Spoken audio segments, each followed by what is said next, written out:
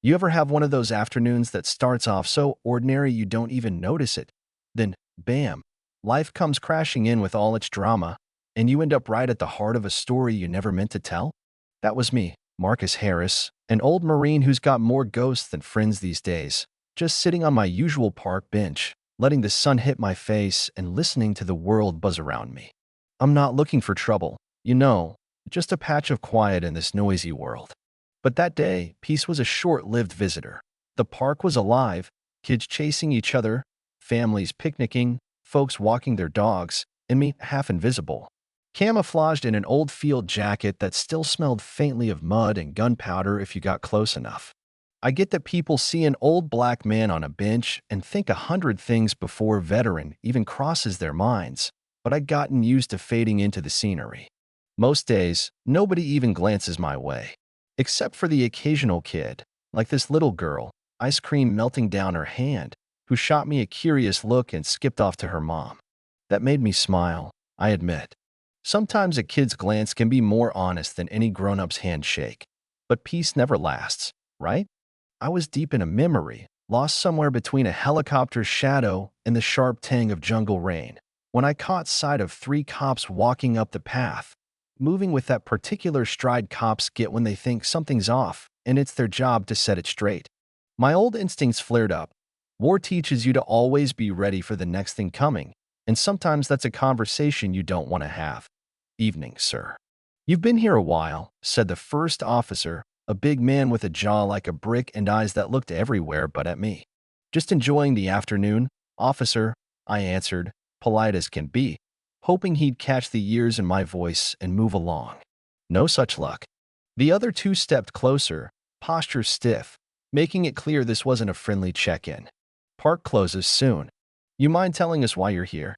The tone was all suspicion, like they decided my story before I'd opened my mouth. I looked at them, searching for a flicker of understanding, didn't find much.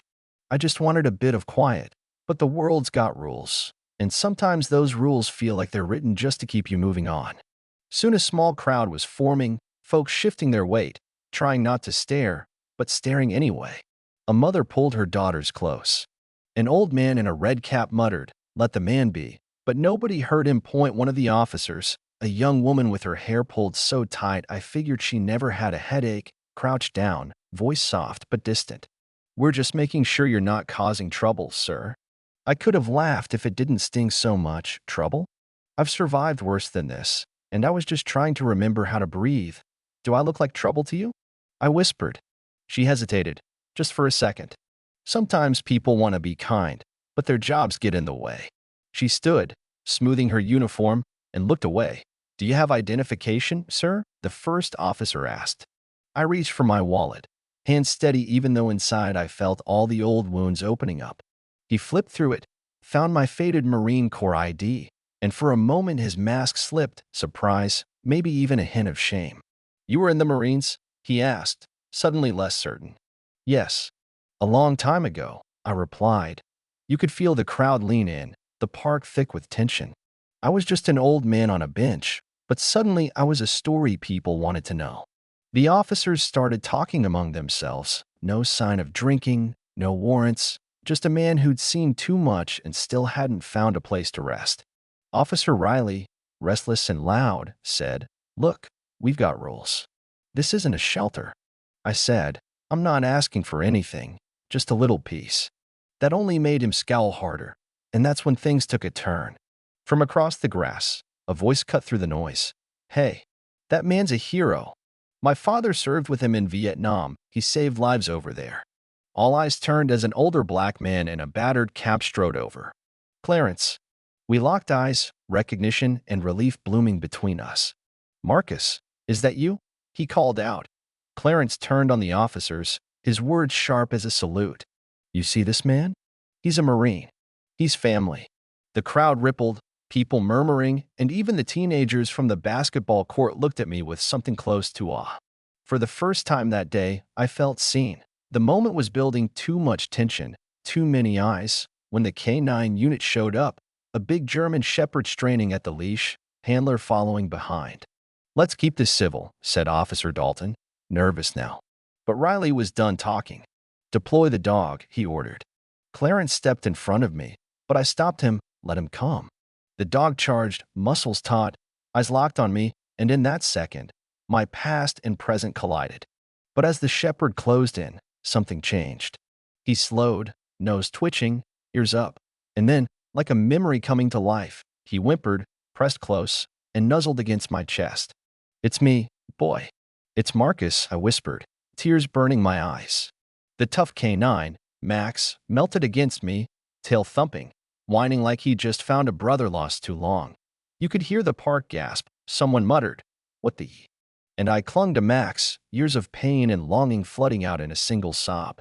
Clarence wiped his eyes. Officer Matthews, the handler, was speechless. "Max, what are you doing?" But Max wasn't going anywhere. That dog remembered me, remembered the jungles, remembered that we'd pulled each other through hell and made it home. The officers stepped back. The crowd edged closer. A mother told her daughter, "Sometimes even heroes need to be loved." People started filming, not for drama, but for proof that something good could still happen in the world. Matthews knelt. "You served together?" he asked. "Vietnam," I answered. "He found me when nobody else could. Pulled me out of the jungle." The crowd hung on every word. Clarence, ever the steady one, told them, "This man's not a stranger. He's a hero." Officer Dalton finally spoke, voice shaking. "We owe you an apology, sir." "All of us do." I just said, "I don't want apologies, just respect." A woman wiped her eyes, whispered, "Everyone should see this." In that hush, something in the air shifted, prejudice and protocol faded, replaced by awe and hope. For the first time in a long time, I felt seen, really seen. Later, as the sun dipped low and the city lights blinked on, the crowd lingered. Kids asked for stories, teens wanted handshakes, the officers offered awkward apologies. Clarence grinned. "You always had a way of bringing people together, even when you didn't want to." Max sprawled at my feet, tongue lolling in a goofy smile, and laughter bubbled up, soft and genuine. People drifted away, each carrying a bit of the lesson home, that everyone has a story, and you never know what it is until you ask. Officer Dalton promised to do better. Matthews let Max stay with me a while longer. The silver-haired journalist from the crowd wrote it all up. By morning, my phone was buzzing with calls, messages, even a request from the mayor to honor us with a ceremony. That ceremony was something else. Families, veterans, officers, teens, all gathered to dedicate the old bench as a place of peace and belonging. I stood up there, shaky but proud, and said what I wish I'd had the guts to say years ago. None of us get through life alone.